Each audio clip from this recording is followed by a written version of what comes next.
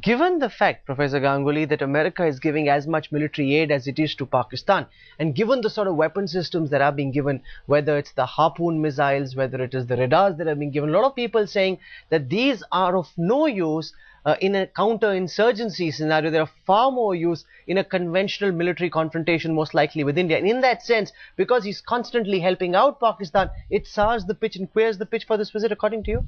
Only, I think, in part, because first of all, we have to recognize that the first tranche of aid was $7.5 billion under the Kerry-Lugar program, and it was very specifically directed towards long neglected social sector in Pakistan. The most recent tranche of aid does offer Pakistan the possibility of military purchases, but it remains to be seen what the Pakistani military will actually purchase with this aid. If it continues to buy weaponry which can only be used for conventional conflict, and if the US allows this to happen, then the criticism that you make and others make, I think, is perfectly legitimate. Because if you're going to buy tanks, they clearly aren't for use in counterinsurgency operations. But if you buy small attack helicopters which can be used in mountainous terrain, then yes, that demonstrates a degree of seriousness.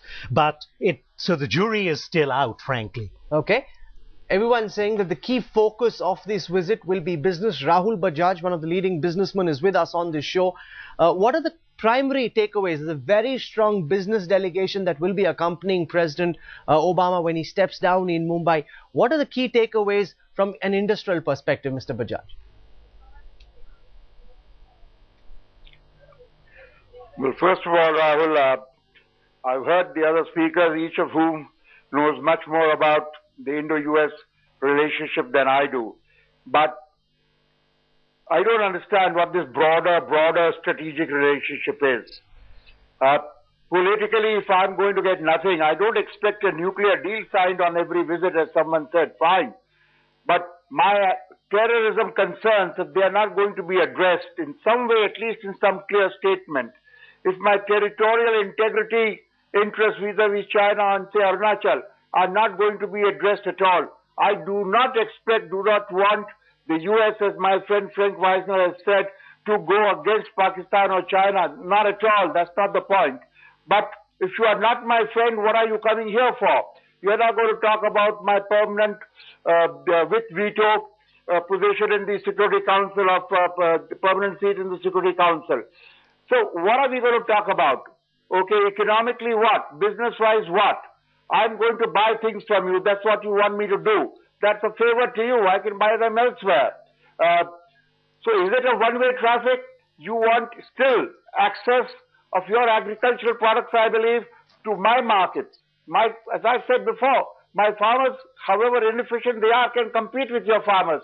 But my treasury cannot compete with your subsidies, domestic, export, etc. So what are you wanting from us? I will get, as I think Mr. Civil said, I hope, what I would call high technology, dual-purpose technology, not only for ISRO and its subsidiaries, but for anybody who wants to import it. You have signed a peaceful nuclear deal with me.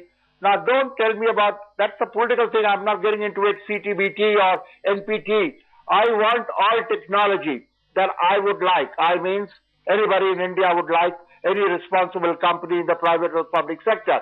But other than giving me that, and I hope they give that, and that announcement is clear, not with conditions, not with qualifications, but unconditionally, as much they give to any country in Western Europe. Okay. What else are we getting? They want access, they want to utilize our whole market, and I get a broad friendship. Thank you very much. I'm very pro-America. They are stronger than me politically, economically, militarily, technologically. But as Sachin Pilot rightly said, this has to be a friendship and a partnership amongst two equals. 1 billion people with 5,000 years of history, and I'm not trying to be melodramatic, but we cannot accept a subservient role. We can't be a camp follower. Now, US is only interested in their Congress's views and political experiences, then I say, what's in it for me? I should also be concerned about my industry and my people. Okay, Rahul, I'm not yet clear. I've heard nothing just now, or even in the last few days. What's in it legitimately, business-wise, economically, for India and Indian industry, other than, I hope, technology and dual-purpose technology.